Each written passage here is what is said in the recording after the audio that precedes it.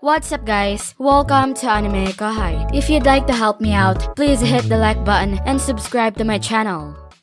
Adalmann, who was a bit of he was a tremendous nutcase, placed a lot of faith in me. If I'm being completely honest, he reminded me of Diablo. It wasn't all awful, though, as this is what allowed him to utilize holy magic. Master Gadra and Adalmann were close friends, and it was rumored that the two had previously collaborated on a number of research. He possibly developed the extra skill, Holy Demonic Reversal, to do away with his weaknesses because of this. I hadn't given it much thought before, but maybe he was a genius of some sort. Although it seems unusual that someone without a brain could be so intelligent, it makes sense if you're talking about a monster. Some monsters even have mathematical circuits in their astral and spiritual bodies, which allows them to think independently of their physical forms. There were even a few psychics who mostly used their hearts as opposed to their brains when thinking. Thoughts immediately turned to Xian and her group that had developed perfect memory. That was just a copy of memories. If they evolved and carried on thinking with their souls and spiritual bodies, they would be freed from their lifespans and referred to as mental organisms. Nearly all physical assaults in this scenario would not result in lethal wounds, and even if they lost their bodies, they could regenerate. Unless they came under attack from special attacks or weapons of legendary grade or greater, they were no longer in any danger. Adalmann had not yet arrived at that stage in his life. Although the White King was a spiritual monster, his body's yoke held him captive. Adalmann had no concept of lifespan because the thinking circuit was housed in his spiritual body. However, he was unable to progress to a state where he could maintain his existence as long as he possessed a soul and an astral body. He was as close to a spiritual life form as it was possible to get, yet he was not eternal. His existence had always been of this kind. The Death Dragon and Albert, the so-called Death Paladin, shared the same fate. They had grown wise enough to battle while hiding their frailties. Adalmann excelled at magic long-range attacks. In addition to offering magical assistance, he backed Albert, who was the group's leader. The Death Dragon struck from above, and as soon as Albert was worn out or hurt, it promptly replaced him as a wall. Their successful strategy for combat was their ability to coordinate. A unique method of assault was required to defeat this team. But this time, the foe was simply too bad. Someone better was always available in this world. A master who is skilled with legendary grade weaponry has the ability to remove any kind of attribute, as was the case with Hinata's Holy Spirit armor. It didn't matter if they were immortal. Hakuro is one illustration. I offered Hakuro a legendary grade blade as a prize, which he would be free to use. He could substantially boost his strength if he did that. While such a person would make a fantastic ally, this time the adversary has a sword of legendary quality. Additionally, the user belonged to the Imperial Guardians, the highest military division of the Imperial Guard. Kurabe failed in forging Albert's sword, yet it was still a sword of a special caliber. The enemy's weapon, though, was of legendary quality. Even though he was using weapons of lower grade, Albert was still able to overcome his opponent thanks to his superior skill level. It would be incorrect to attribute Albert's team's defeat to the fact that his sword was ultimately broken. He should be commended for fighting such a valiant struggle, instead. You guys fought really well, even though the outcomes were terrible. Particularly you, Albert, your swordplay was among the best I have ever witnessed.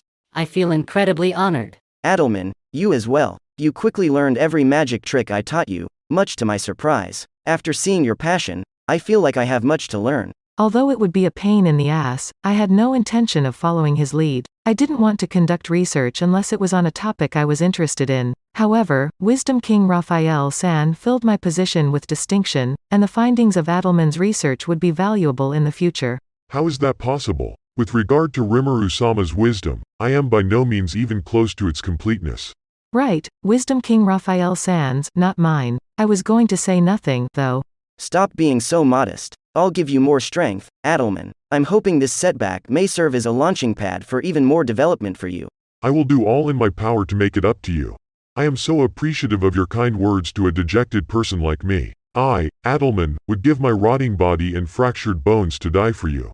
Adalmann expressed this while crying. He talks a lot about disturbing things like breaking his bones and offering his flesh and blood, and I wish he would stop. Adalmann actually resisted at first when I promised him I would assist in his evolution. I'm a defeated individual, Rimuru-sama, not like the rest of you. I am unable to pardon myself. Being incompetent, I'm not sure if I could have the same level of awakening as Rimuru-sama anticipates. When I get the next chance to make a difference, I hope I'll have the privilege of rising to a greater level.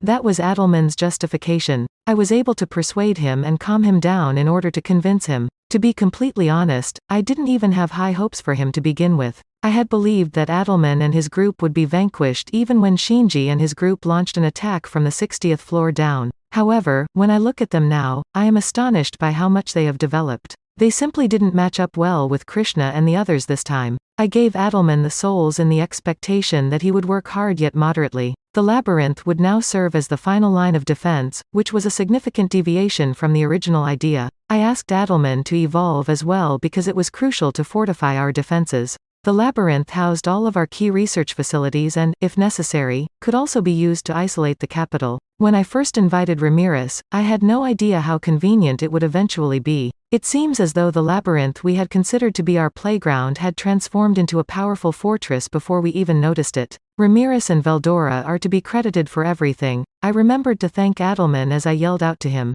You bemoaned the fact that your work wasn't good enough, yet I still value it. With your future endeavors, prove me right. Yes, I'll definitely meet your standards. The evolution of Adelman had started. He appeared to be experiencing an uncontrollable sleepiness, as I did. I hurriedly started the rite since I didn't want to subject him to suffering. Of course, I believe you. You must then adopt the moniker, Gehenna Lord, starting today, and going forward, you'll live up to that moniker. I greatly appreciate it. It takes a lot of effort to speak in such a respectful manner. By the way, coming up with all these titles was challenging as well. I was awake the entire night. Really though, I didn't even need to sleep because I had been idle and had too much free time. The highest position among my subordinates was the title of Lord, which I ultimately chose to bestow upon Adelman. He was one of just 12 lords at the moment, however there might be more in the future. Adelman's presence would undoubtedly grow as a strong and well-respected executive, if he had the chance to, of course. Adelman wasn't the only person who participated actively. Adelman, who was currently attempting to avoid falling asleep, was kneeling next to Albert. A death dragon was hunching over behind him, its once huge body now considerably smaller. It was doubtful that I would have much opportunity to converse with them as gifts would be delivered to both of them. A new weapon would be provided to Albert to replace his damaged one. He already had a tremendous amount of expertise with the sword, so having the correct tools would be quite beneficial to him. That being the case, I decided it would be best to present him with Kurabe's masterpiece. Among the war booty taken from the Imperial Army were weapons of legendary quality. A highly uncommon mythical grade weapon had also been in the Grand General Calgario's possession. This mythical grade was far too wonderful to be presented and not used. Kurabe declined to accept it when I tried to leave it to him. I'm now capable of producing mythical level weaponry on my own. I felt certain that this was accurate. Kurabe reforged Benimaru's Red Lotus to rival a mythical grade weapon. I was persuaded by this, therefore I refrained from giving him my current weapon. Who would be the best person to use it in that situation? As Calgario demonstrated, even becoming awakened did not qualify one as a true master of a mythical grade. Equipment of a mythical grade will select its own owner. I didn't need to analyze it to know that this was the situation. I considered mythical grade gear to be a form of Tsukumagami. Since the magical steel took a long time to become Hihirakane, its user had to be deserving of it in order to use it. This was the kind of thing someone with a lengthy lifespan could only hope for. Despite being subjected to unending difficulties as a dead spirit and losing his noble soul status, the paladin's skill level was unaffected. He has since changed into a death paladin, a being with an infinite lifetime. Albert had put a lot of effort into his studies and developed sword skills on par with Hikaru's. He would be the ideal candidate to handle this gear, isn't he? That's what I envisioned. Furthermore, each of the other executives had a preferred weapon. There are even others who had a trusted relationship with Kurabe and refused to carry any weapons other than those created by Kurabe. Others, such as Diablo and the 3 demon girls, transformed their weapons into actual objects using their own matter creation skill. These weapons have at least legendary grade defense and performed in accordance with the owner's skill level. They didn't need to have armor that was already in existence. Some people, like Xian, have been lovingly and continuously pouring mana into their weapons for a very long period. Xian's preferred sword has probably changed as a result, becoming the legendary grade, Hercules X, which prioritizes destructive force. However, didn't that weapon malfunction? During the fight with Rizul, I believed it had been split in half, but it had now been put back together. That's correct. Just like its owner Xian, her beloved sword too rose from the dead like a phoenix. More than startled, I was stunned. Additionally, I felt a little afraid. Although Xian appeared to enjoy cooking, what type of ingredient is that? Xian said that the power of her alleged love was such great it could repair even a shattered sword. Just imagining a food that's been infused with that much affection. I made the decision to just get back to the task at hand while having the unsettling sensation that I would need to think about this more in the future. There was no need to offer the other subordinates new weapons now that I was aware that equipment compatibility is also a crucial consideration. This was sufficient justification in and of itself, but Wisdom King Raphael-san gave it the ultimate push. It gave me the reassurance that Albert was the ideal recipient of this mythical grade weapon. Without hesitation, I nodded, and I made the choice to reward Albert with it. As a result, Albert received a set of mythical level weapons as his reward. It featured complete plate armor, a longsword, and a kite shield. Albert, you are a master with the blade. I'll offer you these as a reward for your talent. Maintain your fantastic effort and assist Adelman. As you desire. Shuna was pushing a wagon with some equipment in front of him as I yelled to him. Albert received it from her. As soon as Albert saw it, he began to tremble anxiously. Albert was shocked, presumably as a result of his initial observation of its performance. It made sense. It was one of the few items still in use that had been passed down through mythological eras. Handling the best armor in the world was the highest honor for a knight.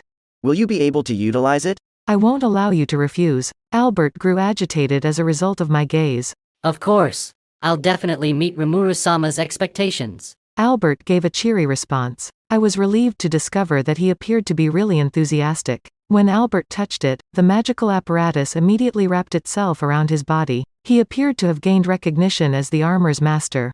There was only one error in judgment. When the equipment was finally set free by its actual master, it performed far better than I had anticipated. Every time Albert had used the mythical grade gear, he had improved to the point where he was comparable to an incarnated spiritual organism.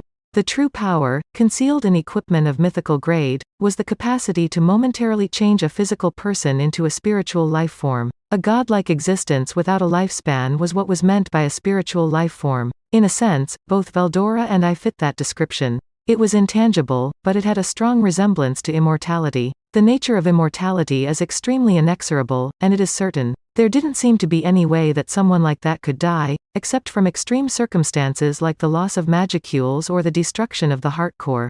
That's it for this video, guys. Thank you for always watching my videos and supporting my channel.